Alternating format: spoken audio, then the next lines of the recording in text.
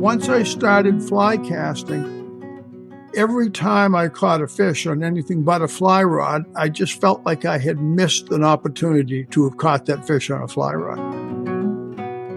And I'm sitting there, could somebody please put a rod in the water? I like to think that fly fishing saved my life, and fly fishing became a passion in which I could become completely absorbed, and it really helped me through a tough time, and I'll always appreciate that about fly fishing. Chief Justice and I sat there. Whoop, there's a flag up. We both run to the flag, run to the trap, and I go, "Oh, you take it. It's probably some little chub or something." She pulls in the biggest bass of the day. Welcome to the Flyline Podcast, where we enjoy the interesting stories behind the legendary guides and luminaries connected to Maine fishing. I'm Tom Ackerman. Today, we'll be talking with the host of Flyline Podcast, Michael Jones. Over the past 2 seasons of the podcast, there have been a lot of requests from our audience. When will Michael be a guest on the podcast? When will we get to hear his story? As Michael's close friend, he's invited me to host this unique episode. Michael's story is similar to many of his guests. He's a second-generation master Maine guide that has earned his reputation on the rivers in Maine over the past 35 years. He has served as a mentor to many professional guides working in Maine. He's an accomplished whitewater kayaker and has worked extensively in the whitewater rafting industry. This evolved into a mastery of running drift boats and other river craft on Maine rivers. He's guided all of the major rivers in Maine, as well as in faraway and exotic places like Patagonia, Chile, where he managed a successful fly fishing lodge in the Asen region, using fly fishing rafts to navigate the uncharted rivers flowing out of the Andes Mountains for trophy trout. Michael is a natural teacher and takes a keen interest in helping his guests become better casters and fly fishers by sharing his years of experience at the casting pond and on the water. He served as the New England coordinator for Project Healing Waters, an organization dedicated to helping veterans heal through the restorative powers of fly fishing. He's learned from and worked with many well-known leaders in the fly fishing industry. He's a student of everything he puts his hand to. He has studied extensively with the Federation of Fly Fishers and has won several regional fly casting championships. He loves to guide on moving water for trout, salmon, smallmouth bass, and pike. He's worked on the pro staff for 2 major drift boat manufacturers. He's at home on the water, whether on the oars of a drift boat or the tiller of a shallow water jet boat. He knows where the trophy fish live and how to get to them. Michael lives in Naples, Maine, with his partner and podcast producer, Sherry Maines. They have 2 English setters and enjoy the Maine outdoors through all 4 seasons. It's my distinct pleasure to invite Michael to sit in the pointy end of the boat as our guest today on Flyline Podcast. Michael, welcome to the podcast. Well, thanks, Tom. I really appreciate it, and I appreciate you taking this opportunity to switch roles with me because I've been in the hot seat for all this time, and like you said before, I've had a number of people say, when are we going to hear Mike's story? And I admit, I don't know if I was really ready to do it before, but I think you and I have just spent so much time together and we know each other so well, and I'm comfortable with you. Right. That if anyone's going to help to tell whatever there is of a Mike Jones story, I think you're be able to pull it out of me. Right. Maybe. Well, you know, I've known you long enough to know you've got a great story and you tell it well. We'll take a slow stroll down memory lane here, I'm sure, but we've known each other for over 10 years now. It started when my son and I fished with you, and I just remember the way you took him under your wing, and I came away from that experience saying, you know, you're one of the best guides for lots of different reasons. And what I've come to realize is not only are you a great guide, but you're a great guy, and good humor, good company, and I just really, really love spending time with you. I will tell you, it's a little intimidating sitting in the command module of the Flyline podcast. I'm not really sure I'm worthy. I just hope that we don't end up with a smoking crater here. What are all these blinking lights and the toggles and stuff? And this, but I'm going to do the best I can. Just breathe, Tom. Just breathe, right? And when you don't know what to say, don't say anything at all. Okay. Yeah. Okay. All Sometimes silence is better. All right. Yeah. All right. No. So, but we really appreciate it. Yeah. No. This is great. Well, listen. Let's kick this off and tell me about where you grew up. In Mount Vernon, Maine. I didn't need to make that distinction because people are going to think Virginia, of course. But Mount Vernon, Maine. That's where your roots. Right. So that's where George Washington was born in Mount Vernon, Virginia. I was born in Augusta, Maine, and immediately brought out to Mount Vernon. I was born in 1969, so this was hippie country back then, and we grew up on a farm. The farm that I grew up in and we owned up until just recently was built in 1820. Mm-hmm. And so we had chickens and we had rabbits and cows and what we call beef critter. We'd kill something every year. Yeah. And so my brother and I learned discipline at an early age. You had to feed the animals. You had to chop the wood. One week I'd mow the front lawn. He'd mow the back lawn. The next week it would be vice versa. So we didn't have money. Yeah. My parents were working class people. My mom originally was a dental hygienist and cleaned teeth. And I vividly remember one winter morning, she sang, "Okay, go start the car." And my brother, we had a Volkswagen Squareback, the Beetle. This is like a 71. Yeah, sure. And on the engine, you had to open up the tailgate, and then you had to lift the compartment, which exposed the little square engine. You remember, what I'm talking about? Oh, yeah. And I would take the air breather off and spray the ether while my brother would sit there and hit the pedals trying to get so my mom could go clean teeth all day. Wow. Well, in the meantime, my dad was running a little print shop across the street called Jones the Printer. Mm-hmm. This was back when you could make a living, not a killing, but a living, making business cards and brochures. So if you were the local pizza store, you'd have your menu. Right. Jones, a printer, would print that for you. Tom Ackerman was a fishing guide. He'd want to have some business cards. Right. Dean Jones, a printer, would print you the cards. The go to the town meeting, the annual meeting, town report. Right. My dad would do all the town reports in the area. Well, ultimately that died off when the modern mimeograph moved forward, the photocopier, the color printer. So Dad spent the remainder of his career working for J.S. McCarthy, which is a large offset printing company in Augusta. Right. And they did all the major accounts with the state of Maine, like state of Maine, Right.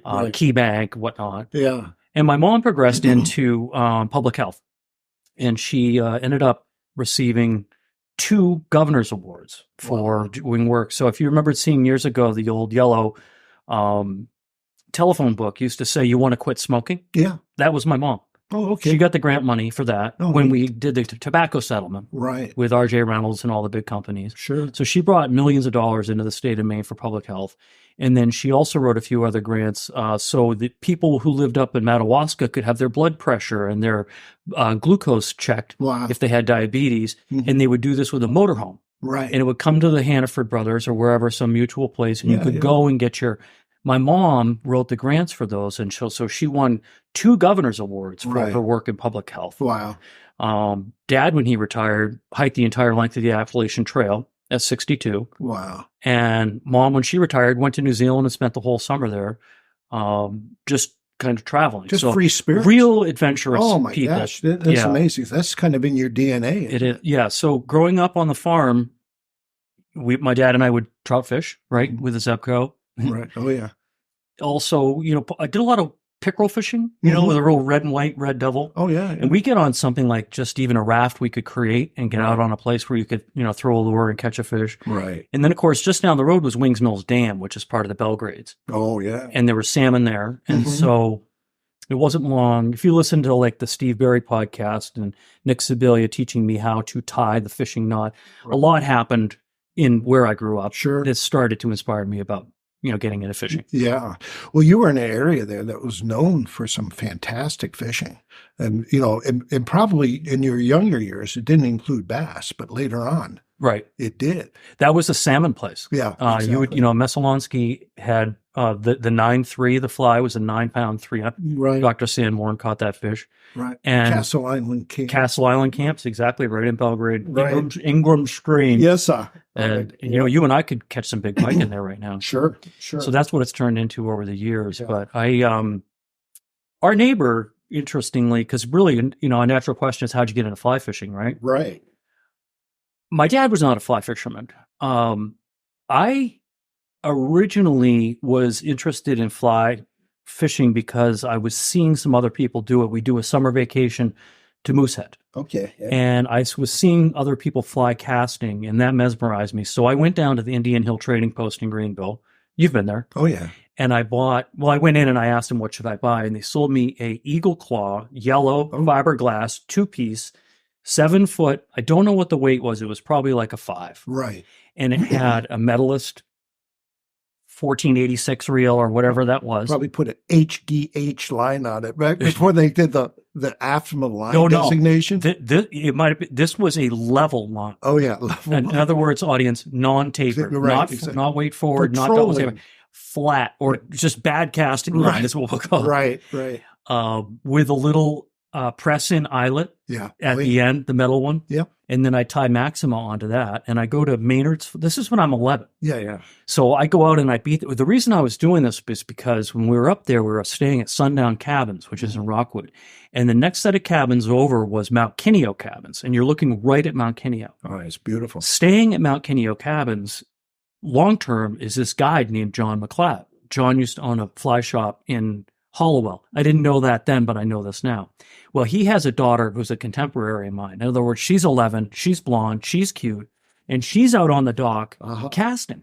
So if I go now, I talk myself into this. If I go down to the Greenville and get the fly rod and I walk down to that dock, right, she's going to teach me how to do it. There you go. That's what happened. No kidding. Yeah, that's what happened. So Morgan McLeod, John's oldest daughter, taught me how to fly cast on the. So anyhow, really, you think I was taught. I was shown how to get it off the raft. Right.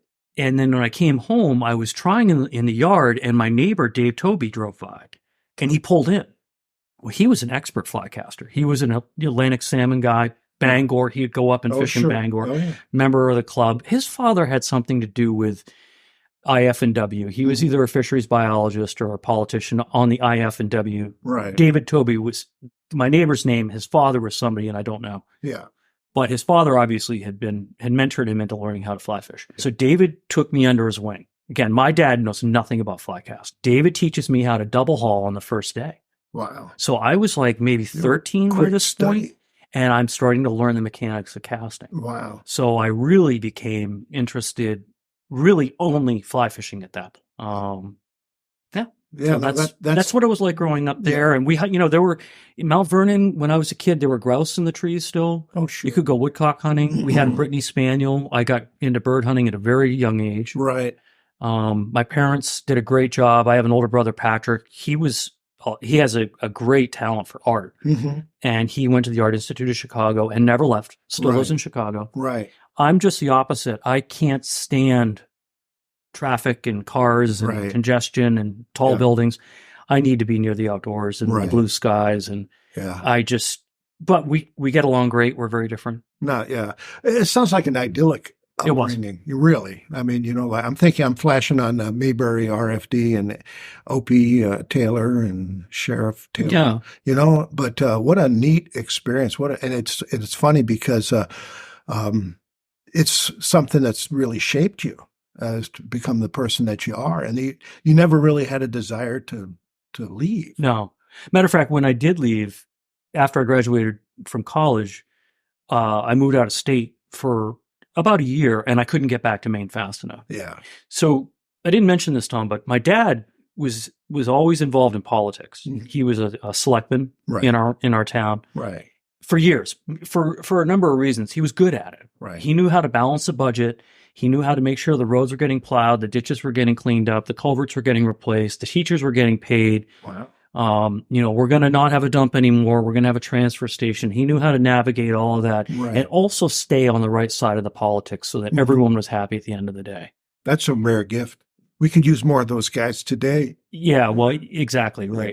It was different then, and Yeah. it was interesting to have my father being this person because he wasn't really. He was charismatic. Actually, he was charismatic. He was interesting to be around, but he could convince you. He was a good salesman. Right. Like I'm a decent salesman. Yeah, But he was good. he was a good salesman, and so that's what led him to getting into. He became a legislator. Okay. Ultimately, I don't know if I told you that before. No. Yeah, Dad was a legislator, and he ended up getting a brain tumor. 12 days after diagnosis, he died. Oh my gosh. And so, I remember going to the cancer center and sitting there with the doctor while he was in getting his radiation treatment. And I said, "What's going to happen?" He says, "I'm either going to cure him or I'm going to kill him." Well, they killed him, not intentionally, Right, but they killed him. Yeah. So How old were you, Michael? How old was I? I was in my late 30s. Okay. Yeah.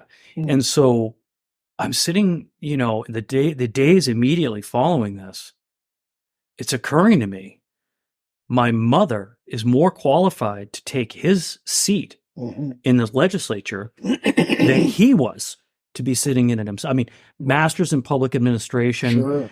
2-time governor's award. She knows how to navigate Right. complicated issues.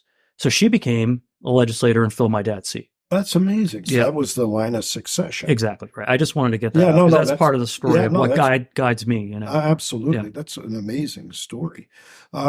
So what are your recollections, your earliest jobs working around the water in the outdoors and that type of thing? Right. So both of my parents were guides, but my father was he was really interested in guiding. He, of course, worked in the printing industry, but whenever he could, he would take someone down the Allagash or the St. John. He was more of a canoe recreational type guy, and people would do, I'm sure they still do, I will pay you to organize the of shuttle, course. the Yeah, food, Yeah. all that. So all I have to do is show up, hand me a paddle and a life jacket. We'll go Right. down and do this legendary trip down the Allagash. My dad was good at it.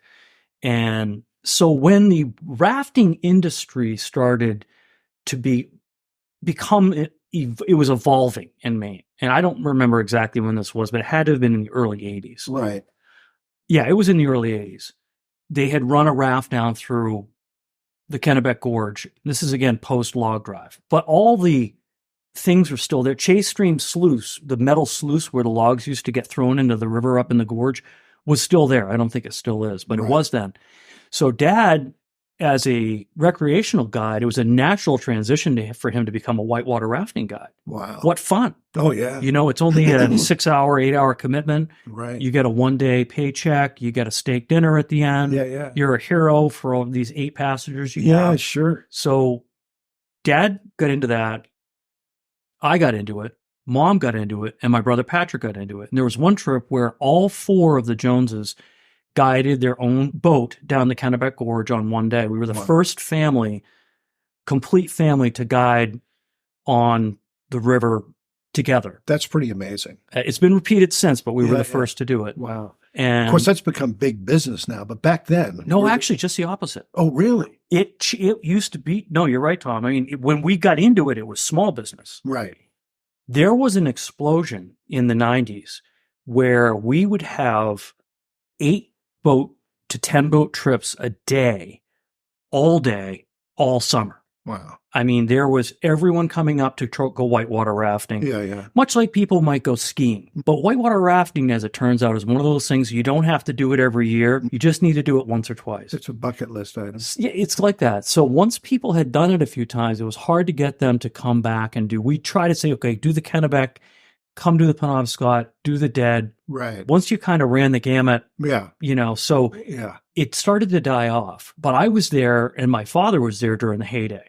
And I remember years of guiding. I ended up being a guide on the West Branch of the Penobscot. Right. And I was working for John Willard Wilderness Rafting, which is based out of Rockwood, the Birches, Oh, for sure. those Yeah. that know the lake. Yeah.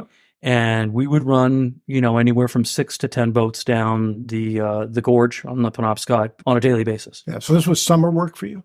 Well, yeah. And actually, I'm forgetting the most interesting job I had. Before I was old enough to guide, they hired me to do photography out of my kayak.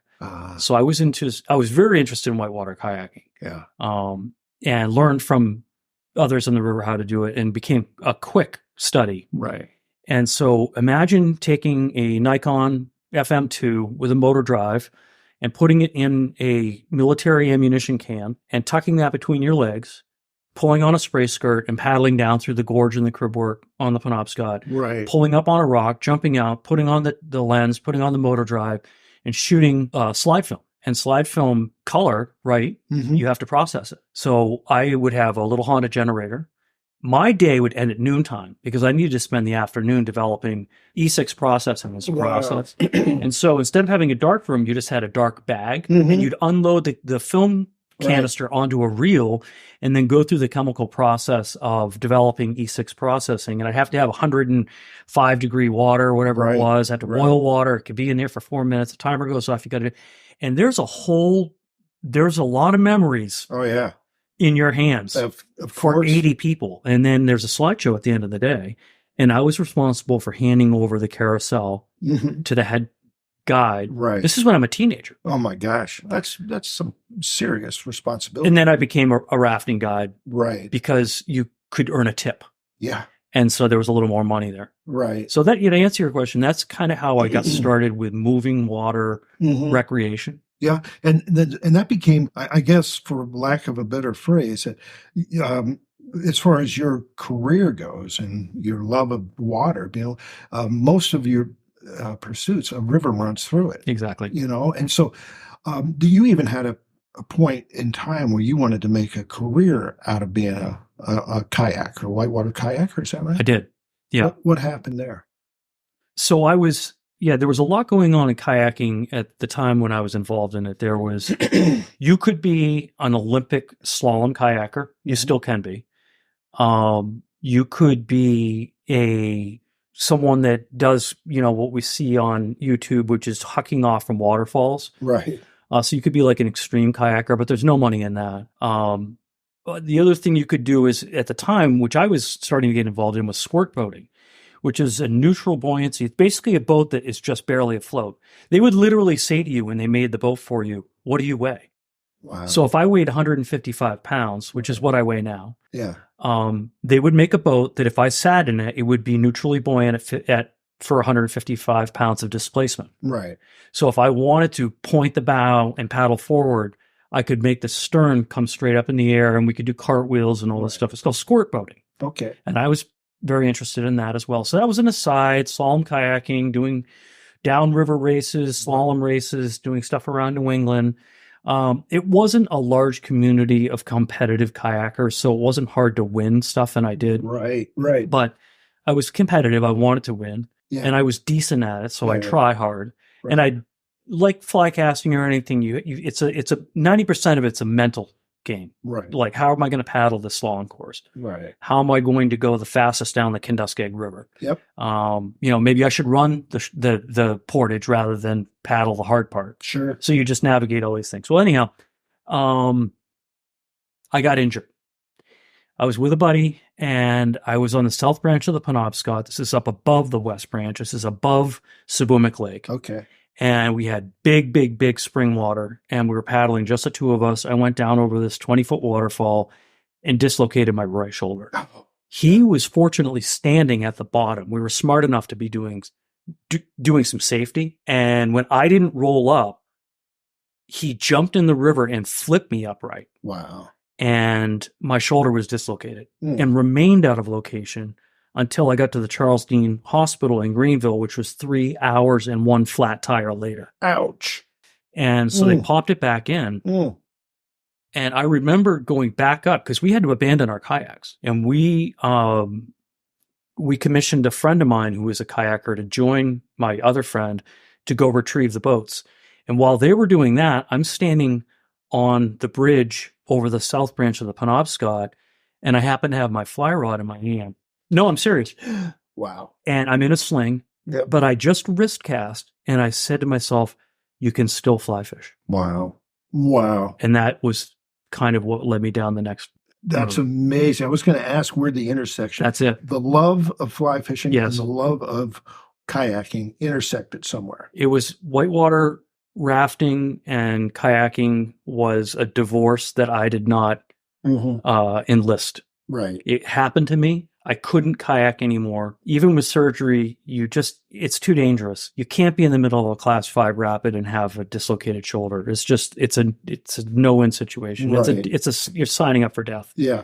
I fished with you in some pretty heavy whitewater, and I have never felt safer Thank you. in any boat with any person. And I remember thinking when we went down through that stretch by the East Outlet, I just said, wow, I felt like I was as safe as in my mother's arms, and I just realized that you had a specific skill set that most of my fishing guides didn't have. And that is, like I said, you melded that passion for whitewater and that knowledge and that skill and the expertise with being able to read the water as an angler and as a fishing guide. And that to me was one of the reasons why I said you're one of the best guides that I've ever spent time with in the water, because you were the whole package.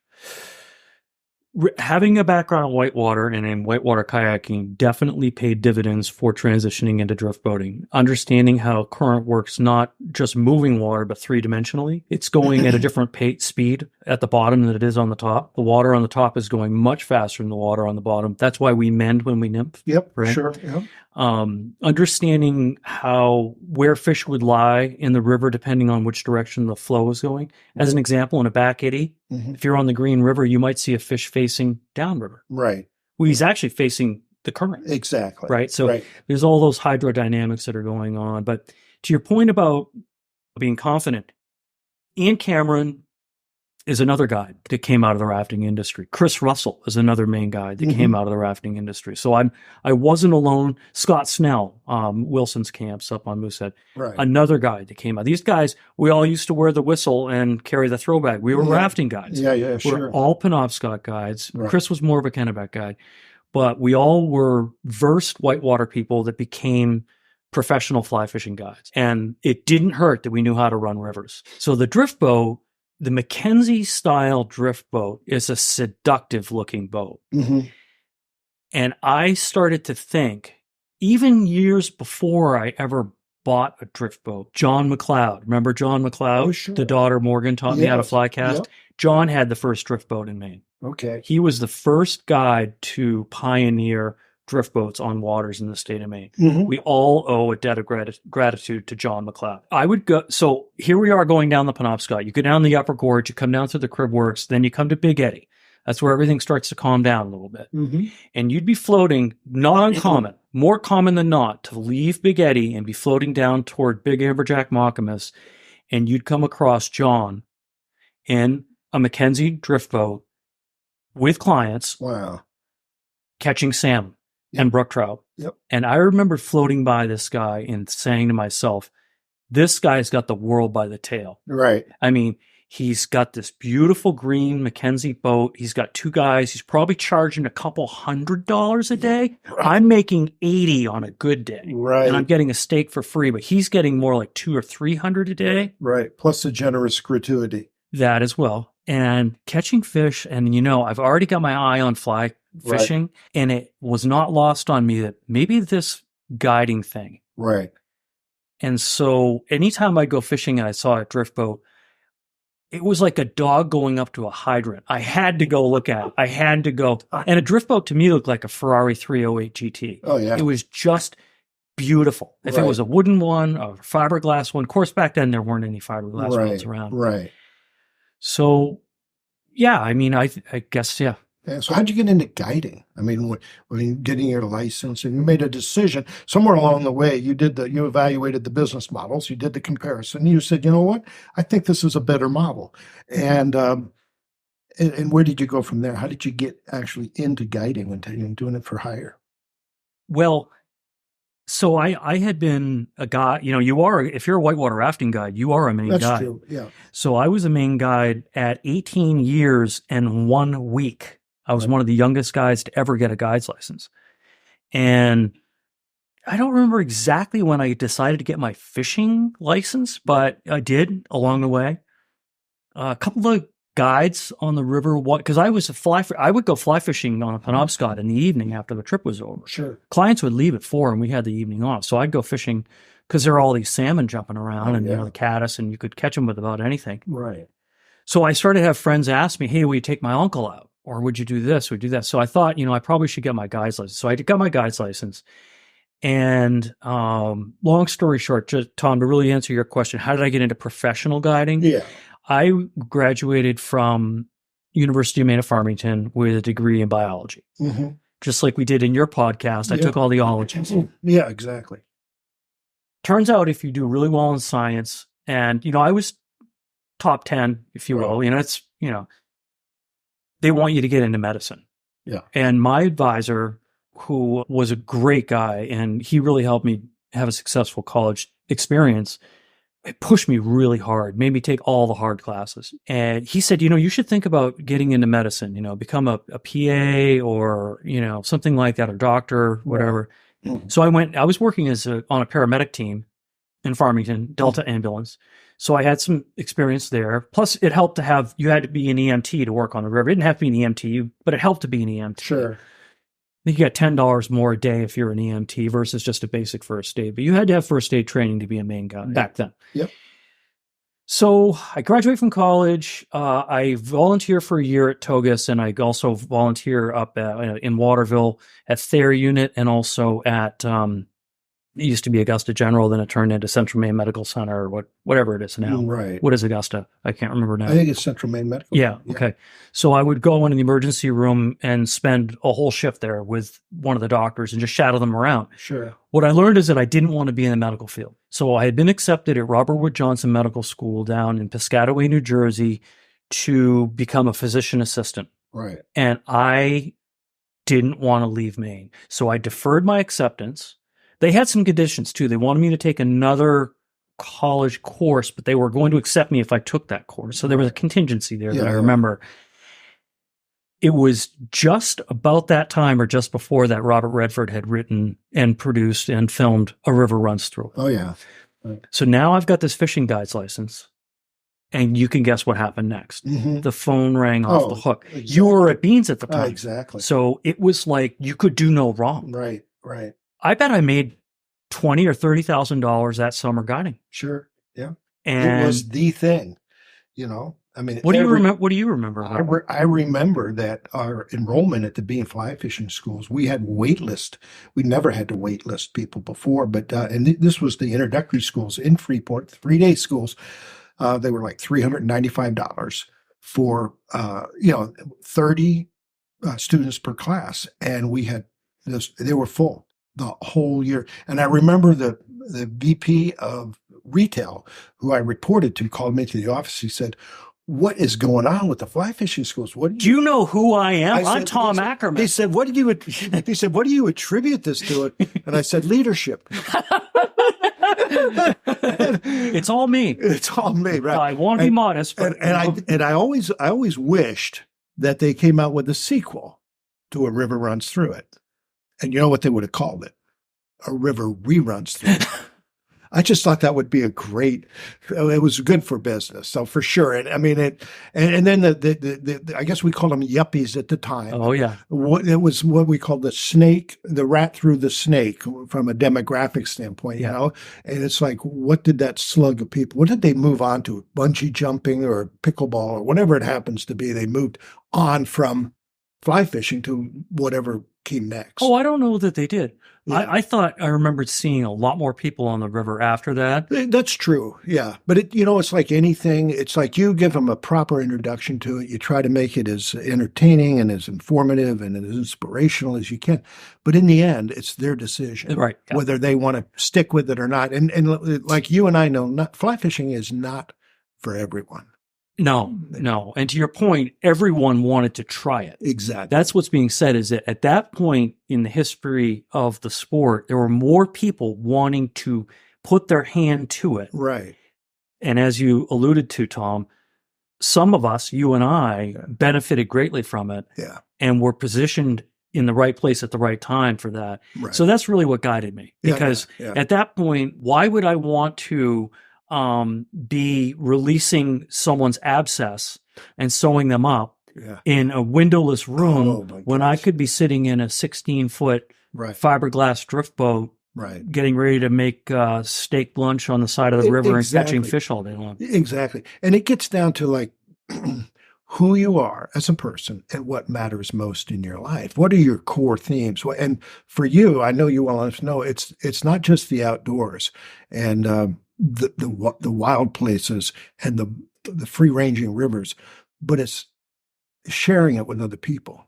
Okay, those are two main themes in your life, and you have found a way to express those. Yeah. And, if you listen to the podcast that I did with Bob Dion, he goes into length about how we started out our guide service at Aardvark and also, I started going in other directions. But the thing, listen to that if you want to know more about this time that I'm talking about. But the thing that was really important to him and for him to translate to me, and it translated to me and it paid off, was that we needed, if I was going to be successful in this career as a guide, I didn't need to know one river or one section or even a few sections in one river. Right. I needed to know how to cast. Mm-hmm. I needed to know how to teach casting. I needed to know how to teach drift boats, how to row them, how to use them safely. Mm-hmm. So I did that. I do that. Oh, yeah. I needed to understand all the entomology, the knots, right? Right. So, yeah, you hire a guide and they're going to know their knots and they're going to know their bugs.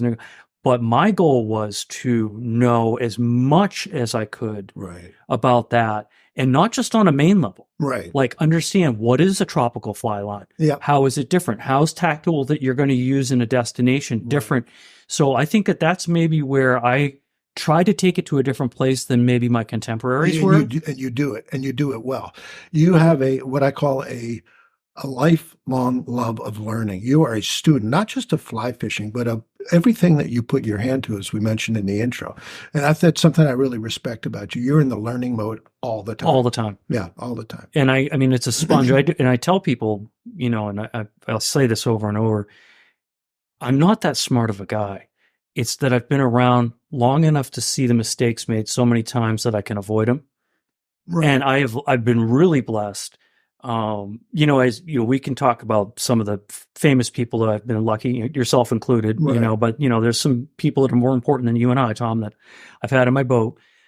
But it's not those guys that I learned as much from. I learned as much from any guy that got in my boat and said, hey, I want to show you a trick. Right. Hey, I want to show you a fly that works really well for me, but this is how you have to fish it. Right. Or how many times, you're a guy, Tom. Yeah. How many, you learn from your people, right? Exactly. I did. Oh, yeah. I would guide 100 days a year on average for, 20 years. Right.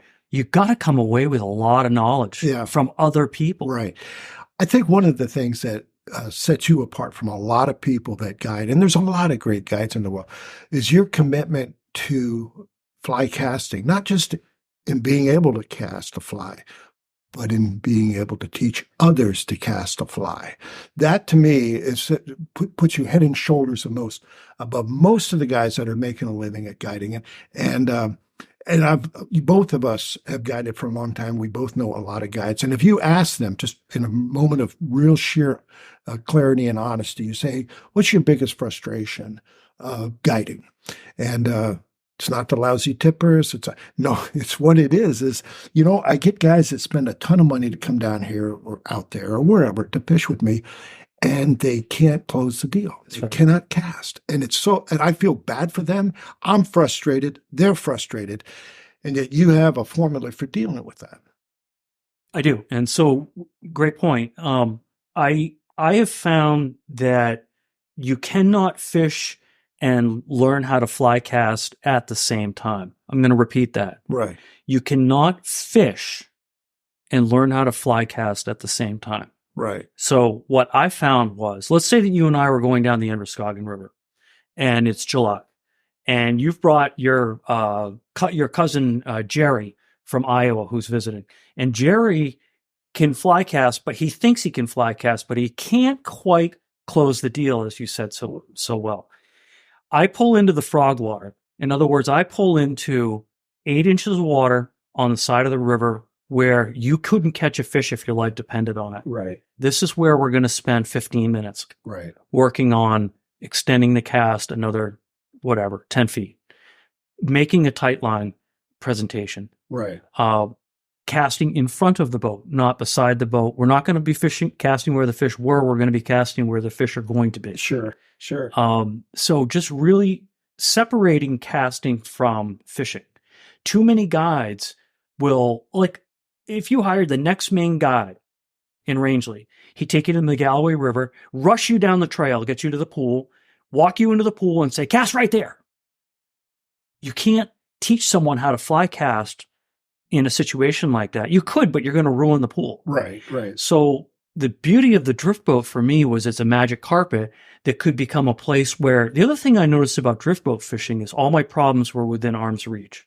Right. If I was guiding on the river and That's a I'm good wade point. fishing, Yeah, right. someone upriver just caught a fish, the guy downriver just broke off his flies, you're running up and down the river, there's no room for you to teach anybody anything. Right. Where the drift boat was, hey, let's cut that fly off completely and just work on the cast for a few minutes. Yep. It offered so much opportunity to teach that I found more people were coming back and saying, Mike, I learned so much from you the last couple of times I've come.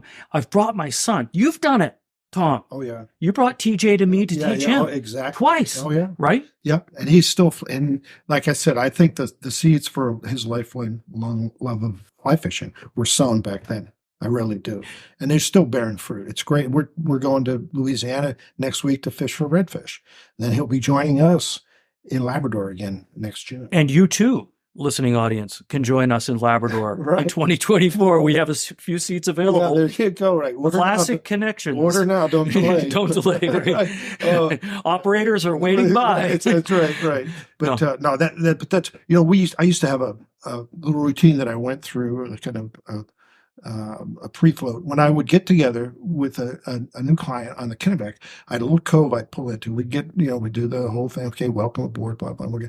And I'd pull into this little cove and I'd say, well, let's just work the sand out of the gears. And I'd take an 8-weight or no in the hand. It took some line off for two reasons. One is I wanted to see what kind of hand I've been dealt. Yes. And that was the main reason, because before we made a long run to somewhere where if they can't cast past their own shadow, that's right. It's going to be very frustrating for them and for the guide. Yeah. And you try to put your clients in a position where they're going to have no failure and maximum success. Totally. As far as the distance from the bank, the wind direction, all of that. And as a guide, you're thinking of that all the time. They're not even, the sports aren't even aware of it. I had this thing I do every time, just like you in your cove. Let's say I was on the East Outlet or really anywhere, it didn't matter. Very often I'll get in the drift boat and I have this little charade that I do that you don't know about. It's called, just give me a few minutes to get organized. Right. So if I have someone that hasn't cast a fly rod in a while, or maybe they've never cast one before. Right. If it's a right-hander and I've got him in the front, I'll say, just cast to the left-hand side. So all the danger is outside of the front of the boat, right, Tom? Right, yeah. So I'll just say, listen, guys, if you don't mind, just like you say, let's get the sand out of the gears. Let's try to lube up the chain here. Right. Just try to do it. And I'd say, Janet, just do what you think it should feel like. Yeah. And I shut up and allow people. And you know what?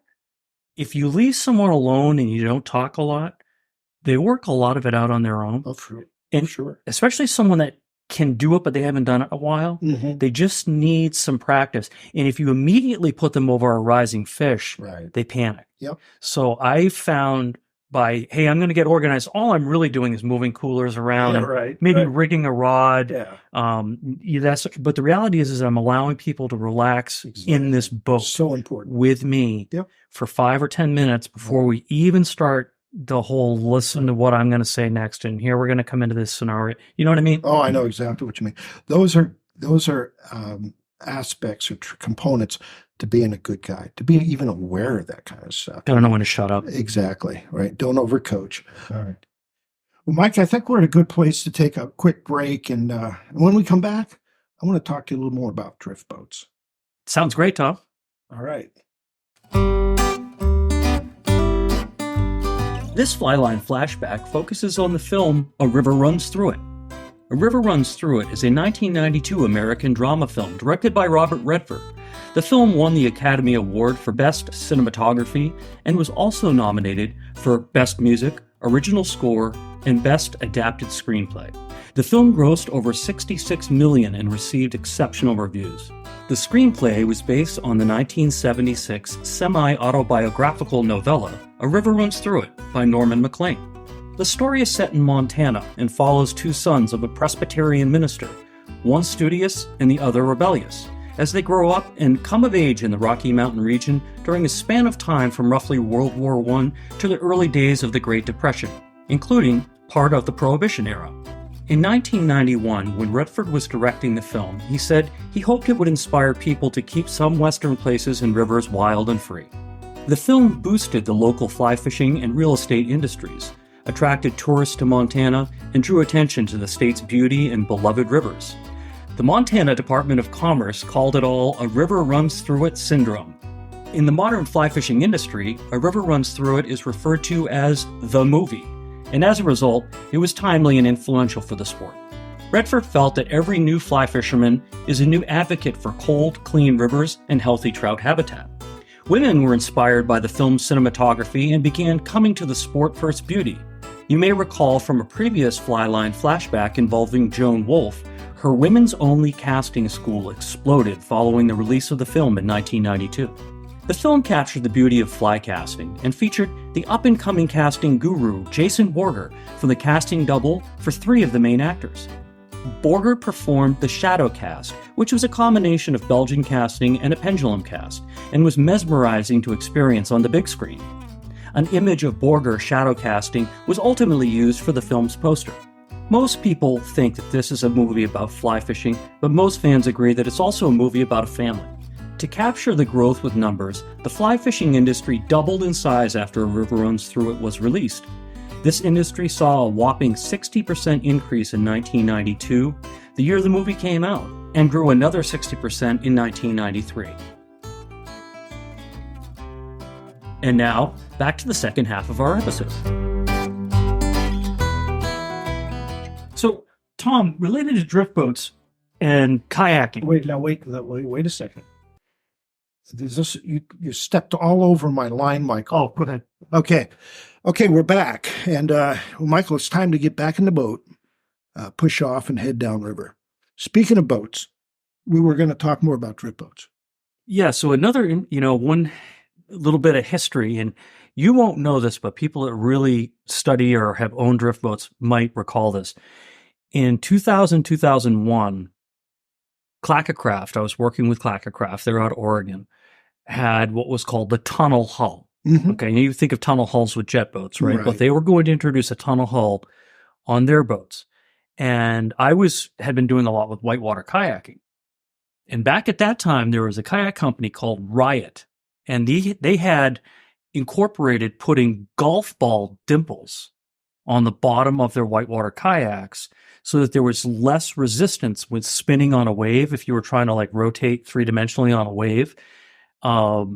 And so this idea that maybe if they put dimples on the bottom of a drift boat, it would reduce drag. So I'm talking with Jack Parker, who was one of the head guys at Clackacraft at the time. The next year, they come out with the Gulfstream hull on Clackacraft. Everyone had to have one. Sold all their boats and had to have one. Right. The year after that, I said, Jack, you can make it even better by putting a reverse keel in. So a keel, as we think of, Tom, is a piece of wood on the bottom of the boat that makes it go straight Right. if you're on a lake. Yeah. Not good on a river. On a river, you have a reverse keel. It's the inversion of the keel going up into the bottom, Yeah. right? So if you put two of those along the sides of the boat, and then you have the Gulfstream hull plus the tunnel on the bottom, this is going to ferry across the river like an arrow. Right. Everyone bought it. I had several of these boats, Gulfstream hull. So this was my idea, working with the company to do this. Wow. The problem is that technology really doesn't work unless the boat's going about 40 miles an hour. We found this out. Yeah, The right? hard way. Right. On a golf ball, the dimples, right, allow the boat to travel further, really on the drive. Right. And then and Tom's got a golf ball in his hand. And if you are to use the grooves on the club to interact with the dimples on the golf ball, Right. you might get some spin, right? And you get some control over that. But when you incorporate that technology into the bottom of a drift boat, it doesn't mean a damn thing. It doesn't change. The water's not going fast enough Right. underneath the boat to make a difference. But Right. that was my attempt at trying to improve an industry that in theory it would have worked, but in practice it didn't make a Right. difference. And now they don't do the dimples anymore. Wow. So You were out there 4 decimal places, buddy. I'm telling you, that's pretty amazing that are you a hydrologist by education? well, no, but I mean, if you're a squirt boat kayaker or you're a slalom kayaker, you are live- always thinking of that. How can I shave another ounce off? Yeah. How can I get another mile an hour? How can I get? Right. That's all that was about. Yeah. That's fascinating. Like I said, there's just one of the dimensions that you revealed today that I didn't realize your passion, Yeah. because it's, to me, a boat is a vehicle, like a canoe, to get me to the fishing. And that's about it. And people used to say, you want to go for a sail or a canoe ride? I go, why? Right, yeah. Because I saw it as a mode of transportation to get me to the fishing, but you've taken it way, way, way beyond that. Well, I counted, the black boat that you and I fish out of now, the drift boat. Oh yeah. That's my 19th drift boat. Wow. Literally, I counted them up. This is my 19th boat. Right. How many have you wrecked? None. No. No. I mean, No. I would You're always looking to upgrade. Yeah, exactly. I would keep one for a year or two. It is a hell of a strong used market. Yeah. Right. So I would use a boat guiding for a summer or two. Right. No more than 2. Right. And then I would come across somebody that was looking for one. Yeah. My first drift boat trip was in Montana. Yeah. Oh, they're huge, right? My last one was in Maine with you. Oh, okay. Okay. And so, but it's amazing that it hasn't caught on more than it has. You just don't see many of them on the highway or on the rivers No. here. But, when you do, you figure, here's somebody who's serious about, float fishing. Right. Well, I think a lot of that comes down to trout per mile. Yeah. There's a reason there's so many drift boats out west because there's so many fish out west. Right. Maine, with its best intentions, really is not a world-class trout destination by any stretch of the imagination. No. So we used to have sections up in Gilead on the Androscoggin and a lot of sections down through the middle Kennebec where you absolutely could run a guide service, Right. And I still like to go to Solon or Madison or a place like that and put a drift boat in and go fishing. Right. And we will catch fish. We're just not going to catch a million. Yeah. Right. So that's why you don't see a lot of drift boats. Right. But for it's me, a wonderful way to fish. well, we trout fishing, right? I mean, Mainers and people in New England love to trout fish. It's perfect for smallmouth bass. It is. All right, so let's talk about that. Yeah, absolutely. Because that's become your bread and butter from a guide standpoint. In July and August, what else are you going to do? Exactly. People are here on vacation. They want to get out and do something unique. And, you can put on a pair of Crocs or flip-flops, wear your favorite Bermuda shorts, a floppy hat, and catch smallmouth bass all day long on a fly rod or a spinning rod. And good ones. And good fish. Right. And not see another boat. I know. Hardly a soul. Yeah. And have the time of your life. It's magical. We have street tacos on the river or whatever. The best. No, it's the full meal deal. I mean, the shore lunch that you made for us and the 2 trips that we went this year were just epic. I mean, they were just like, whoa, a hot shore lunch, a hot quesadilla. Yeah. I mean, in like 5 minutes quicker than Chipotle. And it was raining. Really? Yeah. Really. I know. That's part of the whole experience. And you and I fish together every year. Oh, we do. Yeah. And we travel. But back to smallmouth and drift boats. These sections of river, all these, we're talking about the Penobscot, the Androscoggin and the Kennebec, they're all dammed. Right. Right. So you're going to have places where the water doesn't flow, and then you're going to have places where the water flows. Well, drift boats are really meant to be put in one place and take out in another. Sure. And there's a lot of opportunities to do that, especially in the middle sections of all 3 of the rivers I just mentioned. Right. And a drift boat's the way to do it because there's a lot of shallow gravel bars. Yep. And you just can't, unless, even with my jet boat, I can't go through where water was, Tom, right? Right. Tell that story. Yeah, right. But that was the first trip I made to the Bahamas with a guy named Rupert Leadon, who was the owner of Andros Island Bonefish Club. And of course, my first trip in a flats boat, we're zipping along the flats, and it was like there's a foot and a half of water, and we're just screaming across this flat. And I leaned over and I said, Rupert, I said, pretty skinny here, pretty skinny. He goes, don't worry, Mr. Tom, this boat go where water was. I love it. That's right. And I just, I never forgot that. And he wasn't scared, so I wasn't scared. I steal that line from you. I use that when Yeah, I'm right. jet boating and we're going through about 4 inches of water at You 30 can miles use an it hour. without attribution, because you know what? I didn't make any of these up either. I'm just passing them along. If it fits in the gun, Shoot it. Yeah, that's right. But back to the shallow water, because you have a new toy. You have a new tub toy. Yeah. And tell me about that. Yep. Okay. So if you do go to South America, where we both fished, Yep.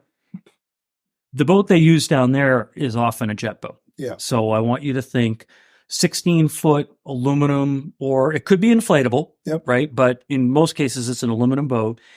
And the reason that they prefer to use that down there is there's not a put in and a takeout. There may only be a put in. Yep. So you might go down river, you might go upriver. You're going to go where man has hardly ever been, Right. right? Mm-hmm. Well, I've been looking at sections, particularly of the Androscoggin, for the last 10 years, because I had my first jet boat experience in South America about 10 years ago. Yeah. And I remembered thinking, as we were screaming up a river, I got to do this.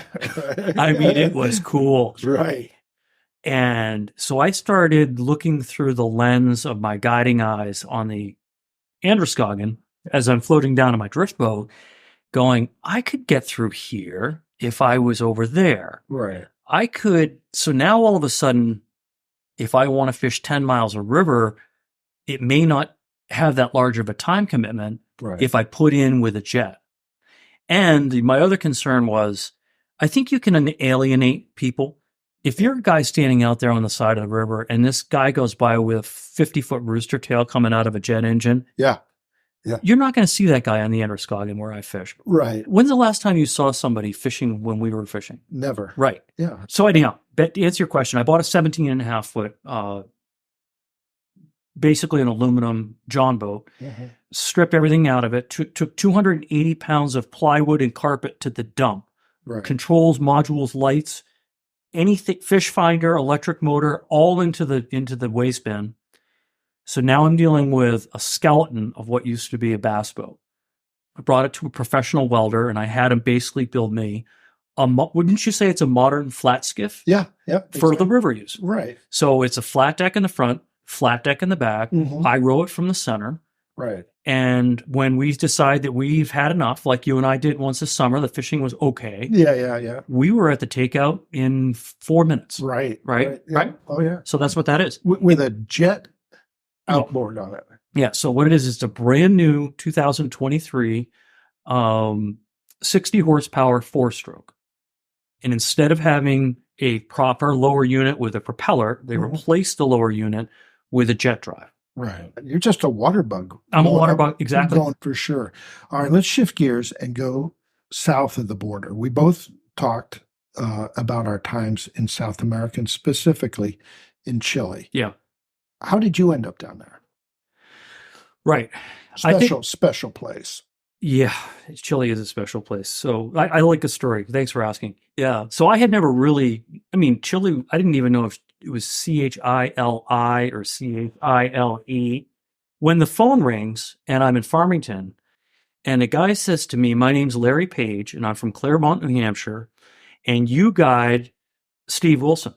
Oh, yeah. I said, I do guide Steve Wilson. Right. And he says, well, I guide Steve Wilson. I said, oh, okay. I don't think Steve's with us anymore. Yeah. Steve had hired me for years. Wonderful guy. Well, Steve said to Larry. He had a boat named Keepa. Yeah, the Keepa. Yeah. On the Kennebec, saw him all the time. Yeah, he was a wonderful man. And natural ambassador for CCA. So Larry knew Steve and others. And he called me up and he said, I run a lodge down in Chile. And it's in Patagonia. So now he's got my attention because now all I can think of is it's a clothing brand. Right. But I know that there's some what does Patagonia mean? I don't really know what that means. But anyhow, he's got my attention. And it's almost like the Bill Cosby recording that we all had as comedy album where it's Noah, Noah, this is God. I want you to build an ark. And he's like, right. Who is this really? Right. So Larry's on the phone with me and he's telling me I own this fishing lodge or I lease this fishing lodge and I want you to come down and I'm going to pay you to get there and I'm going to pay you X amount to guide on the rivers in South America through the winter. Wow. What do you say? Yeah. And I said, right. Right. Who is this really? Exactly. I said, well, no, seriously. I said, do you have a brochure? He says, of course I do. I said, well, would you mail it? I'd be interested in, do you mind if I just take a look? Because, this is a commitment, right? Yeah, right. So Larry's not someone like you and I, Tom. He was cheap. Mhm. Okay. He's looking to save a buck. Frugal. Frugal, right. Yeah. So he sends me his brochure in an envelope for a convenience store that a friend of his owns that has a bunch of pre-stamped envelopes Right. to save the 32 cents on the postage. So when I get a pamphlet from Quick Stop in New Hampshire a couple of days later, I think it's junk mail. Yeah, right. And I throw it on my desk. Yeah. Couple days pass, the phone rings. It's Larry again. Did you get my stuff? I said, I don't believe I did. He goes, well, it would have come in a Quick Stop envelope. I go, that's right here. So I'm on the phone talking to him Right. as I'm opening up the envelope, and there's these glossy photos of big brown trout and snow-capped peaks, and I'm like, yeah. Oh, yeah. So November comes, and I fly. November's springtime because they're in the southern hemisphere. Yeah, that flipped. I've got nothing going on in Maine, right? I don't know whether to share or wind my watch because there's nothing to do in Maine in November. Right. So I go down there with him, and he teaches me over the course of 2 weeks where to go, where to fish, introduces me to the Chilean farmers. Mhm. And what's occurring to me is I speak Spanish as well or better than Larry does Wow. because I'm understanding what he's saying and what they're saying. So I'm like, Sure. okay, if I just listen more. Yep. So that goes on. Clients come down. We do this for a couple of years. Larry drops dead of a stroke in his driveway. Oh my gosh. And over time, I became friendly with his wife, Eleanor, and I ended up essentially taking over his operation down there by continuing the relationship with the people in Chile. Right. Because you can't guide in South America as an American Right. unless you have dotted all the I's and crossed all the T's and met with all the right people, Yep. especially now. Right. Because there's enough Chileans guiding now that if they see a gringo show up Right. and you don't look like you have your paperwork, Mm-hmm. right? Yep. Right. So that's how I got started down there. That's wild. That's an amazing story. The thing I learned, and he taught me this, I'll tell you another quick story about it. So I remember the very first day that we were there for that first week in November, and he wanted to go to lunch and he wanted to go to a meeting here. I mean, I wanted to go fishing. Yeah, right. Of course. I mean, I had that box of streamers in my hand and I had my... Yeah. So Larry, he smoked filterless cigarettes. Mm. And I remember him taking me up to the river about 20 miles outside of town. He says, well, okay, you want to go catch a fish? We'll go catch a fish. Like, this is second nature to him. For me, it was like a dream come true. Oh, of course. He takes me to this river, Tom. We've seen it, green water plunging into this 8-10 foot pool, Yeah. and it slowly gets wide and slow and moves down before it starts to kind of slowly go over the next gravel bar. Mm. So Larry, doesn't have waders on. He doesn't have a rod rigged or anything. Right. But I'm ready to go. And he said, I want you to go up to that pool and I want you to fish it the way that you think you should fish this pool. Right. So I've got a sink tip line on and I've got a big streamer and I walk quietly, cautiously. I don't want to act like the fool. I don't walk into the water. I cast right out into the deep plunge and I let that streamer go right down the bottom of the pool. And I'm expecting a chihuahua to grab it, right? Nothing. Cast beyond that, nothing. Cast beyond that, nothing. Walk down 10 feet, nothing. Nothing, nothing, nothing, nothing.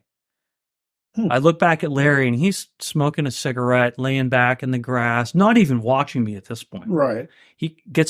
I get his eye attention, we get each other's attention. He says, you done? I said, well, I guess so. He says, come up here. He says, sit down. You got to calm down. What? He goes, well, first off, nothing happens here until 10 o'clock in the morning. He said, I need you to forget everything you ever learned about trout fishing in North America. Right. He said, take that sink tip line off and put your floater back on. Mm-hmm. I put a floater on. And as we're sitting there, he lights another cigarette and he's looking down the river. And he goes, okay, you see that dragonfly? And there's a big dragonfly, just like we have here. Right. He goes, watch it. Watch it. It's going right across the tail of the pool. It's only 10 inches of water there. Right. Brown trout, not 20 inches, but 14, Yep. comes out of the water 3 to 4 feet. You've seen this, Tom. Oh, yeah. Right out of the water after that dragonfly. Right. Misses it on the first attempt, but gets it on the second. Wow. He reaches into his wallet. He pulls out a foam blue Yep. dry, Yep. ties it on, a 1X leader, strong, long. Yeah. And he said, I want you to wade out and catch that fish. In a brown trout Yeah. at Middle of the day. 11 in the morning, Oh, no, it's not a crazy. cloud in the sky. Right. It's nothing like fishing in Right. here where we think you got to go at nighttime. They're underneath a log. And that's true down there too. Right. But it's more true that your best chances of catching a fish, because there's no birds of prey down there. Yeah. Like we've got osprey and eagle. Right. These fish were introduced only 120 years ago Sure. in like 1890 and change. Right. They don't feel vulnerable At all. Oh, So they actually, I mean, I've actually killed brown trout for food down there in certain places where it's appropriate and found them full of snails. Yep. Right. You got a snail pattern I can borrow, Yeah, Tom? right. No kidding. How are you going to present the snail to that brown? Right. Isn't that wild? So it's a completely different universe. And Right. that was probably the hardest thing for me to learn was to literally, not only for me to forget, Right. but like we talked about teaching. Yep. You take a diehard guy from Wyoming and you tell him that blue wing, all of that dog ain't going to hunt. Yeah. Yeah. Right. Right. It's true. It's really true. I'm trying to remember some of the popular patterns. I remember we fished a coastal river outside of Chaiten. Mhm. And we motored up and we didn't get up there till 11. Mhm. And it was planes, trains, and automobiles just to get to where we were going to fish. And we get there at 11 and the guy builds a fire and starts to make shore lunch. And we're like, hey, let's go. He goes, just relax. And so he made a nice short lunch. We had some burritos and then he said, okay, cleaned up. And he said, now let's go fish. We got back in the boat and we drifted our way back. And we ended up catching 30 rainbow trout over 6 pounds. Right. 3 of them were over 10, all on a white streamer fly. They Sure. called it a lighthouse. And it was a copper lighthouse and a white lighthouse. And the game was to get them, and there wasn't a wide river and it was pretty flat. And but there was a lot of deadfalls. Yeah. And they would come out from underneath that deadfall like a brookie. Yeah. I'd grab it and then run back. Yeah. And we were fishing 7 and 8 weights because the game was that you had to keep them from getting back, because if they got underneath Oh, you're done. that cover, they break you off. It's all over. Bank robbery. Yeah, exactly. Bank robbery, perfect term. And I just came away from that day saying, I may live to be 100 and never have a day like that. And they were all really strong, healthy fish. So yeah, it's a special place, and the fishing down there is incredible. So why did I stop? I got married. Yep. 2008. Yep. I don't know if you remember, there was something that happened around Yeah. 2008, Yeah. 2009. Black Monday. I fortunately got out before things got really bad. Right. But there was a period of time there where we were pretty successful at getting a lot of our clients to come down to South America. A lot of people wanted to go because it was that same ladder. If you had learned how to fly fish in the 80s, Right. maybe you had started to travel out west. Mm-hmm. And then it's almost like we talked about the bucket list. Yeah. Going to South America Right. was one of those things that you wanted to do. Yep.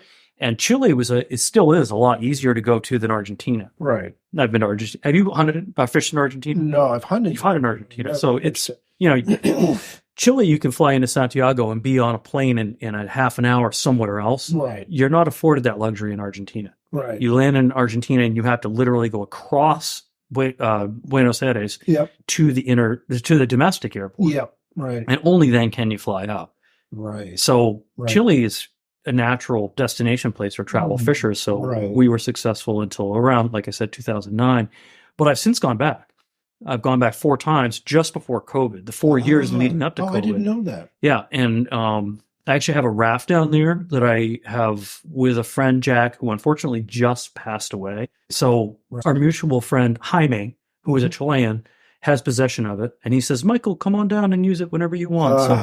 So And it's just an inflatable with a row frame, Right. which is all you need down there. Yeah. Yeah. What were some of the rivers you fished on? Well, yeah, I mean, my favorite river, I started guiding on the Cisnes, which was the River of Swans. Yep. And that's in the Aysén region. So if Chile's broken up into 13 different sections, where the top of the country up by Peru is section 1, region 1, and Tierra del Fuego is region 13. Right. I was in region 11. Okay. So quite a ways now, South. below Chaitén, Okay. below Portimón. Yep. Coyhaique is the big town that Yeah, a yeah. lot of people fish out of there and never leave there. Right. We were an hour into the mountains on the Manuales River. Okay. And the Manuales River has a lot of tributaries that flow in and out of it. Turbio, Tuqui, Picaflor. Right. And that ultimately flows into the Simpson, which is a big river Rio in Simpson. that area, big name. And so we would stay away from the Simpson because that's where all the guides were guiding float trips. Right, sure. And we would do more intimate drifts with rafts or even just wade fishing in sections and tributaries above that and have great fishing. Oh, yeah. Fishing almost like in a temperate rainforest. Oh, yeah, exactly. Like That sounds overhanging trees. very similar. That area around Chaitén, we fished the Yelcho, Lago and Rio Yelcho, the Palena, the Razalat, the Fudlafu. Oh, yeah. I mean, there's just some amazing rivers. And Franz, Yeah. our mutual friend, Yeah. he said he left Coyhaique, which is where I was, because the fish were not 10 pounds. Right. And he's right. Where I was, there were not 10-pound fish. Right. Where he went, there were 10-pound fish. Yeah, there's some really good fish, both rainbows and browns. The thing that surprised me the most was how different it was. It's more like bass fishing Right. in South America. Yep. You can get away with using foam dries, Right. like a Chernobyl or a Fat Albert. Yep. Something that is a terrestrial. Yep. Where a bass would come up and hit a mouse, and a trout will hit a mouse, but a brown trout in South America will hit a beetle or a bee or anything on the top. Yeah. Mainly because the river's sterile. Yep. They're all so scoured in the spring by having glaciers draining heavy flows of water. It's like the Carabasset River in Kingfield, Tom. Yeah. In the spring, that snow melt coming off from Sugarloaf literally power washes the entomology out of the Carabasset River. Well, it's that way in every river in South America. Yeah. So if you're a 6-pound brown trout, you're looking up all the time. In the middle of the day, especially. Right. For 4 dragonflies and 2 beetles, and that'll get you to the next set. There Right? you go. Right. That's how they make their living. Right. No, that's good. That's a really good observation. Good point. Okay. So during your time in Patagonia, you had the opportunity to do some TV and film work, right? Well, yeah.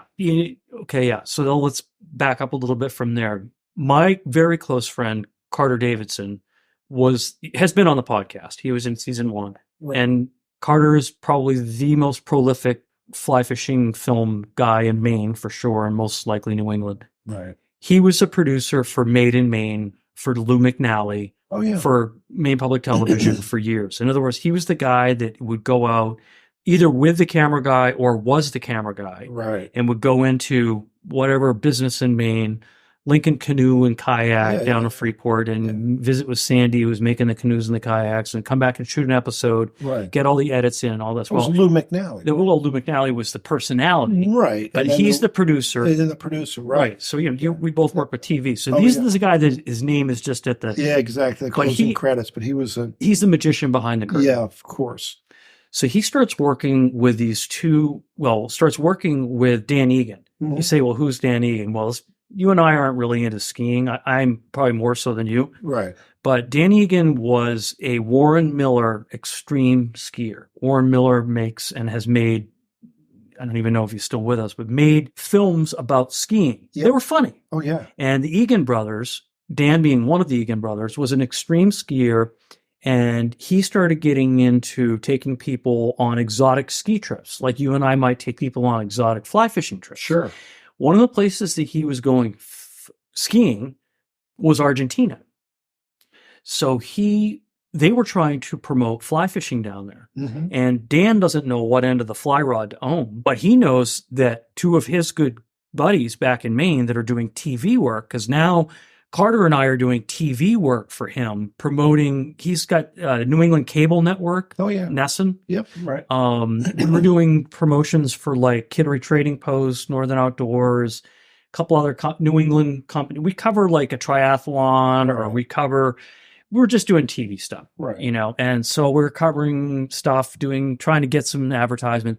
Now, all of a sudden we have a chance to go down and promote the New Kin region, which is the next section down from Mendoza. Right. So we're still in wine country, but we're in Patagonia. So what is Patagonia? Patagonia is like saying New England. Right. It's literally a boundary. It's everything below the 45th parallel in the southern hemisphere. Right. Okay. So Chile and Argentina are both in Patagonia below the 45th hemisphere. Oh, okay. That's why you can be in Patagonia and be in either Chile or Argentina. Sure. But you're in the southern part of the okay. country. I've never heard that definition, but that's a good one. That makes sense. That's what defines Patagonia. Oh, okay. So we got to film. We're down there during an airline strike. And if you want to hear more about that story, listen to the Carter Davidson podcast. But long story made short, we were stuck in Argentina for 3 weeks. Darn. Really? What did we do? Doggone it. Yeah, there was a domestic airline strike. We couldn't get to an international airport. Right. So, we shot a film for them. But we also shot a film for us. Mm-hmm. So we came back and sent down a DVD for them to use that they could use in shows, but they would travel anywhere in the world and say, come fishing in New Kin. Right. St. Martin de los Andes. Oh, yeah. The Majeo, the Alumni, the major rivers. Junin. Exactly. Junin de los Andes. Right. Have you? Yeah. I mean, great fishing. This is where Joe Brooks. Oh, yeah, exactly. You know, I mean, the originals, Kurt Gowdy. Is this south or north of Bariloche? North. North of, okay. Right. So Bariloche is a big ski town. Yeah. This would be about an hour and a half to 2 hours north of Bariloche. Okay.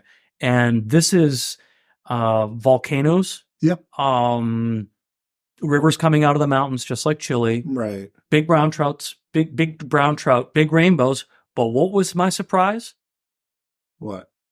Maine brook trout. Brook trout. And landlocked salmon. Really? Matter of fact, if you needed to catch a genetically pure strain of a Sebago Salar landlocked salmon anywhere in the world, you'd have to go to Argentina to catch it. I didn't know that. Because we've done so much stocking in Maine of hatchery reared salmon on top of the originals, that the original gene pool was introduced in the 1890s in Argentina and took. It's same thing with brook trout. Remained pure. Yes. Never stocked again. Wow. Never stocked over. Never crossbred. Yeah. So it sounds like we both have some unfinished business down in South America. Yeah. We need to get back down there. I'm playing Powerball every week. We got to figure out another angle. Speaking of unfinished business, there's so many more things you could do. I mean, what can't you do, Mike? I mean, I'm reading down through our notes here, and I'm thinking, my goodness, you were truly, I mean, the term is overworked, but you were a Renaissance man, from whitewater kayaking and rafting to fly casting, fly fishing. Yeah. I mean, I enjoy learning. Yeah. You know, I mean, I really do. And things get old for me. I honestly don't do much trout fishing anymore, unless I'm in South America. Yeah. A little bit, but I'm more interested in discovering a new place. I'm more interested in looking on Google Earth to find a place that maybe someone hasn't gone yet. Yeah. You know, that's why I have a jet boat. That's why I take you to places where I don't bring clients. Yeah.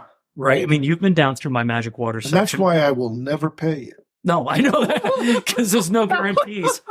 No, but I'm telling you, the smallmouth trips we've had, and I've talked to people, because you and I both know that a lot of our friends, and many of them are gone now, but if they had their choice to have one fish to fish for the rest of their life, Lefty, Dave Whitlock, so many of the icons in our industry, they would pick the smallmouth bass. And the places that you've taken me, and believe me, I've been to some great smallmouth fisheries across the country. There's nothing that compares to the days that I've had with you on that river that will remain nameless. Yes. And to those places that you've sworn me to secrecy and blindfolded me. To me, it's as good as it gets for fly fish. Top water, fish that jump, big fish, strong. Many of them get you into your back, and it's pretty impressive. And I think there's something really fun about the casting part of it. Yep. I think, Lefty said it. in my drift boat in front of a camera, you have to be a much better caster to fish for smallmouth, where your one cast might be 80 feet, Right. your next cast might be 15 feet. Yep. And if you miss a fish, instead of reeling all the way back in, you can just pick it up and put it right back down again. Right. And all the flies, I mean, I've learned a ton in my 30 years of guiding smallmouth, 20 years, 30, I don't know what it is. It's amazing to me what they will take. And it for me, it's intriguing. It's not like mayfly, caddis, stonefly. I mean, there's poppers that I don't know why they hit it. Yeah. Right. There's streamers that are neutral that are right on the surface when they're chasing bait. Right. You know, a smallmouth can be like a bluefish. Yep. When they start chasing a pod of, sorry, Tom, give me the name of a little river fish. Freshwater. Yeah. Shiner, dace. Dace is what I was trying to say. Yeah. There's a ton of dace Chub. on the chub. Yeah, small chub is what they are. Right. When a 5-pound smallmouth sets his mind that he's going to get a couple of these things, Yes. and you throw a neutral streamer right in the middle of that whole Right. catastrophe, Right. it's really cool. Oh, yeah. Yeah. Tray tables, seat backs, upright lock position, ready for takeoff. And the thing I love about it is it's dynamic. When you're fishing from a drift boat, you can't dwell on the past. No. You get a shot at that big fish, he'll show himself, and it's just like if you don't close the deal, you move on. I tell folks, gather the fruit, burn the tree, and move on. Don't dwell on it. That's in the past. That's gone. And then the river sets the pace. Yes. It's just so much fun. And you know how much fun I get out of guiding, like Tom, you see those two boulders coming up. Yeah. He's going to be between them, but Exactly. don't put it right at the top. Put Right. it right between them. Yeah. And give it some life and let it die. Yeah. And when we're in a team like that, Exactly. because I know where you don't know, but I know because I was there last Tuesday. It's called home field advantage. Home field advantage. And then all of a sudden I'm vicariously living through you, Yeah. Oh, and yeah. you're successful because hey, I got it where he wanted me to get it, and it worked. I know. I'm telling you what, I'm psyched. I mean, we're just winding down on 2023. We're here at late December, and I'm already looking forward to ice out when that water temperature starts to warm and those fish start coming alive again. And it's just like, I mean, you saw the rivers after the flood last week. It was like, you wonder where did those fish go? How did they survive? I've never seen the Andro raging like it was last week. The funny thing is, Tom, you're right. You wonder, where do they go? How do they survive? Well, they must be down in Mirror-Meeting Bay. Yeah. Right? No, they never left Rumford. Yeah. They never left Dixfield, Canton, Right. Livermore, Falls J. Yeah. Augusta. Yeah. Those fish are all right there. Where did they go? I don't know. I have no idea. How did they survive? Yeah. I can't tell you. Yeah. But they have survived all these years. Oh, yeah. I mean, think of the flood of 89, flood Yep. of 87, Right. flood of 98. Yeah.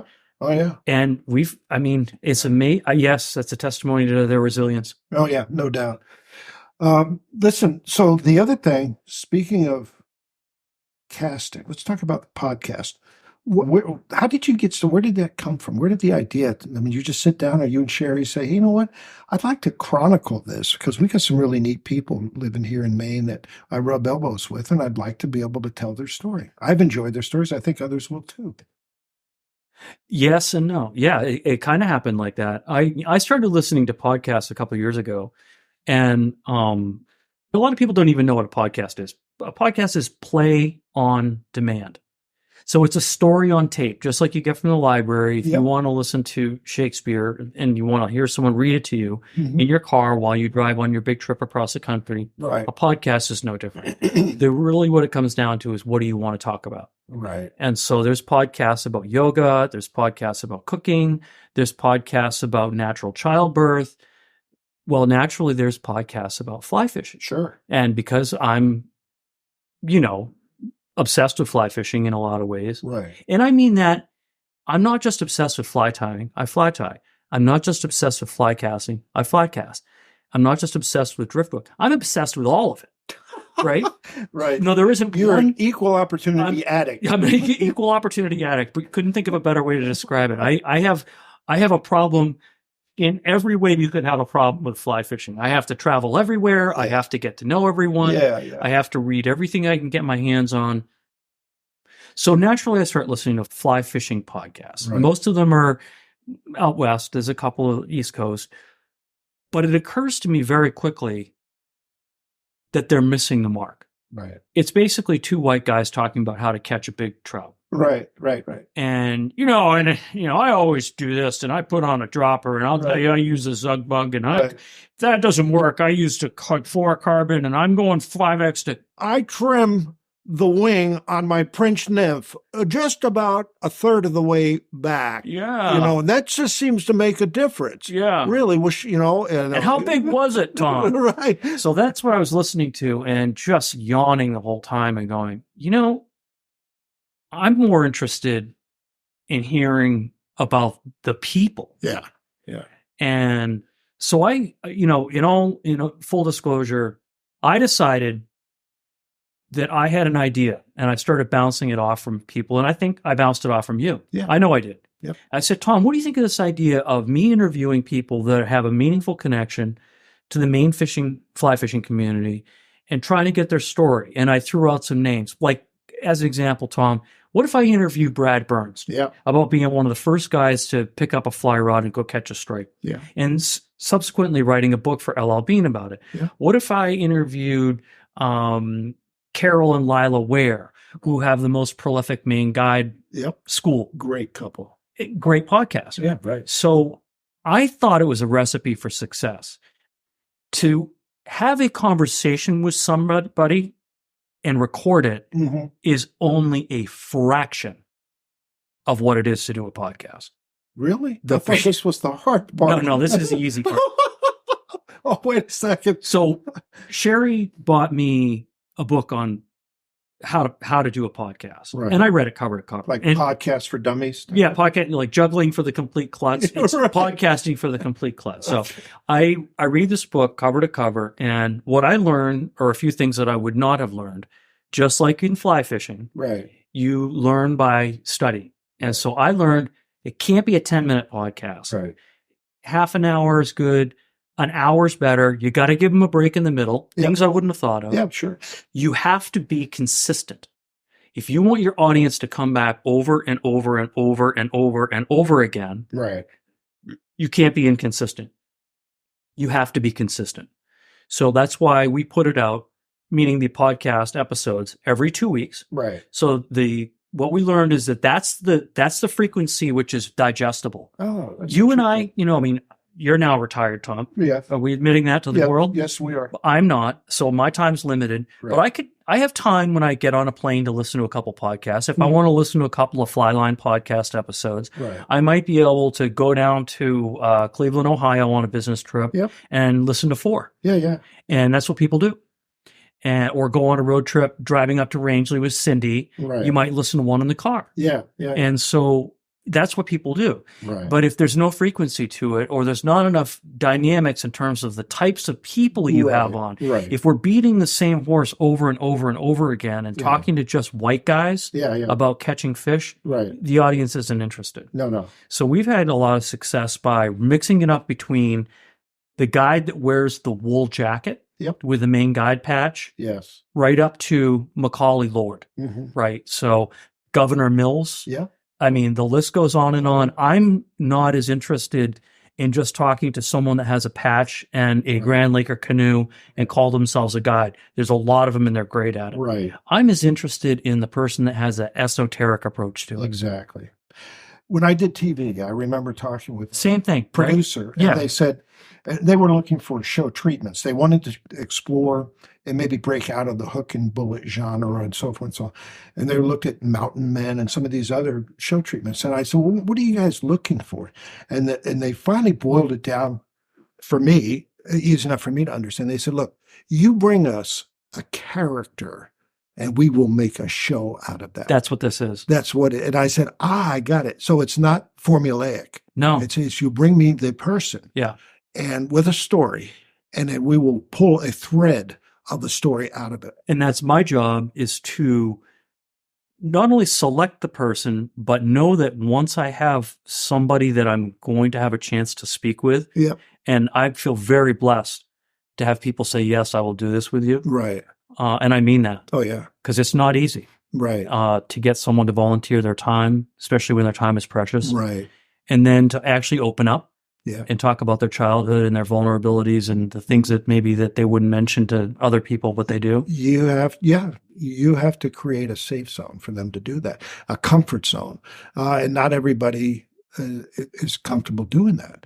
But I think part of that is one of your strengths is that, believe it or not, you've done a lot of talking today, but you're an excellent listener and you're an active listener. So you take away things from what people say and you use that to illuminate the conversation. Yeah. I mean, I think that was, I learned that skill set sitting in a drift boat for 8 or 10 hours a day with people. Right. That if you are the one that's going to do all the talking and none of the listening, it's not that fun. No, it's not.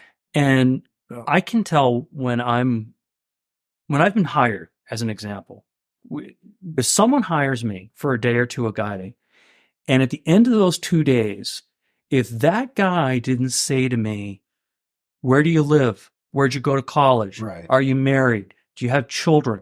Right. If he didn't take any interest in who I am as a person, even if he was the client with the checkbook, Yep. it tells me something about who they are. Yeah, exactly. And as you know, Tom, if we go up to Labrador and Chase is my guide, I'm going to know more about Chase's mother's background Right. and where he grew up Yeah. and where he shot his first deer. Right. I'm more interested in learning, and that's because I get something out of that. Of course. It's not like I need to catch number 4 fish and he's going to show me how to do it. And what fly do I put on? Right. I get so much more out of talking to the people in the boat Right. when I'm guiding them. Yeah. And I knew that the podcast would be just another extension of that same approach Yep. of saying, hey, Randy Spencer, I know we've never met before, Right. but you're a master guide. I'm a master guide. Yeah. We're on opposite ends of the state. But Right. I've got a couple questions about how that time you almost got arrested by the Maine Warden Service.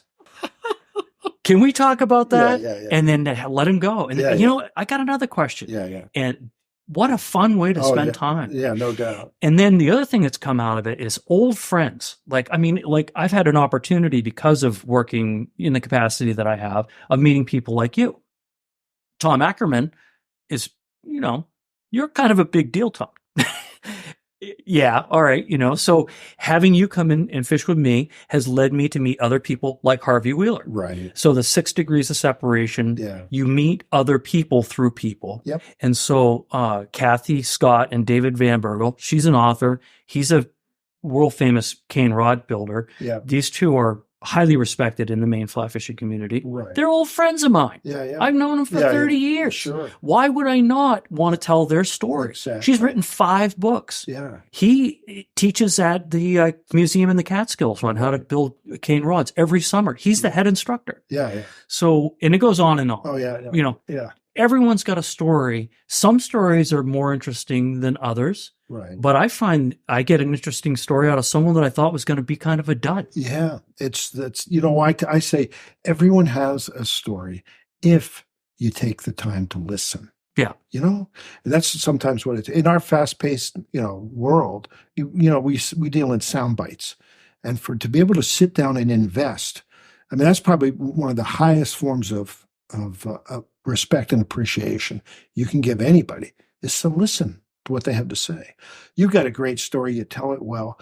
You've had a measure of success with the podcast. And you've been going like gangbusters for a long time. I mean, you and Sherry, I mean, you're the unsung hero. She, without her, none of this happens. Like you said, she is an amazing, amazing asset. You're really fortunate to have her. Talk to us about her role. Yeah.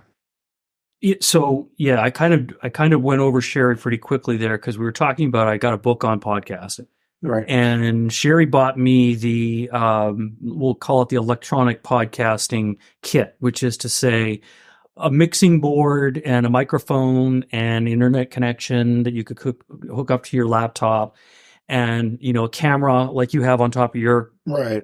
computer right there, Tom, so you can have a Teams meeting or a WebEx meeting or anything like that. So the first few podcasts we did, because of COVID, were remote. Right. So I'm talking to Randy Spencer, and he's in Grand Lake Stream, and I'm in Naples, Maine. Right.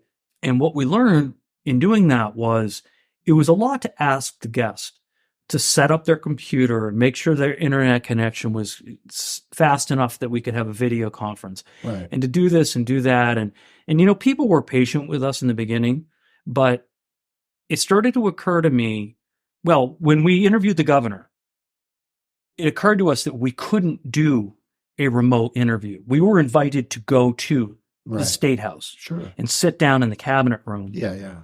And that was going to require different technology than a computer laptop because we're going to be sitting next to the governor, which we did. Yeah.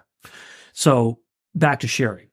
She works for IDEX. She's an IT person. She's not an IT person. She does a lot of things, but IT is her specialty. She really knows everything that there is to know about technology. And if she doesn't know it, she learns it quickly. Right. She grew up in a very challenging situation as a child, raised by a single mother who was living off the state. Oh. Sherry, early on, learned to be an adult. She started cooking meals for her family because her mother didn't have the capacity to do it. Wow. And she's a survivor. Yeah. Right? She has a high school education. She has a position now that most people would have a master's degree in order to hold her job. Yeah. She has that kind of skill set. She's remarkable. She's remarkable, is right. So when I started to go down the road of doing a podcast, she jumped in and said, no, you need to understand if you're going to use that kind of technology, you need a program like this. And let me research that and let me give it. Next thing you know, she's producing the podcast. Yeah. I've never looked back. Yeah. She's fantastic at it. So all the things you see on our website and on our blog post and any of the announcements and everything on Facebook, that's all Sherry. Right. And she does a great job. And that's not just me saying it. No. We get a lot of feedback. Yeah. I mean, really, really good feedback. I hear people say to me, Mike, I listen to podcasts all the time. Yeah. And your podcast is really good for these reasons. And a lot of it has to do with the part that Sherry. Of course. She's your secret weapon. She really is. She's my best friend. Oh, yeah. And that shows. And I will tell you, we both struck on the same formula for success. And that is a hardworking woman and a loudmouth man. Right. Right. I mean, it just works. Yeah. And I'm very grateful for my bride as well. But I will tell you, I've really enjoyed holding the reins here for the Flyline podcast. I've had a couple of revelations as I was sitting here. While you were talking, I ordered a copy of Podcasting for Dummies, and I think I'm going to jump in and take a shot at doing a podcast on fly fishing luminaries and guides in the state of Maine. What do you think? Can I get some? Will you help me? Yeah. No, there's a lot of room, Tom. Plenty of room. Competition is good. It drives quality up and price down. Yeah. So I think the more the merrier. A rising tide raises all ships. That's right. Yeah. Hey, Mike, it's been a real pleasure. Well, Tom, I want to thank you, Sherry, and I really appreciate you doing it. You're a close friend. I love you as a brother. Amen. I'll go anywhere you'll take me. Yeah. And thank you for coming with me on this journey today you bet. to talk a little bit about who I am to the audience that's been asking about it. You're a remarkable fella, and I'm really proud to know you. And I just want to wish you continued success and much joy on the journey. Thank you, Tom. All right, buddy. I'm Tom Ackerman, and that's it for this episode of the Flyline Podcast. Thank you for joining us for this intimate discussion, and thank you for listening to Flyline Podcast. A new Flyline Podcast episode will be released every 2 weeks on Tuesdays, so be sure to come back to meet our next famous guest. Until then, this is Michael Jones, and we invite you to visit the blog section of our website to enjoy photos and contributions from our guests and experience all of our episodes at flylinepodcast.com.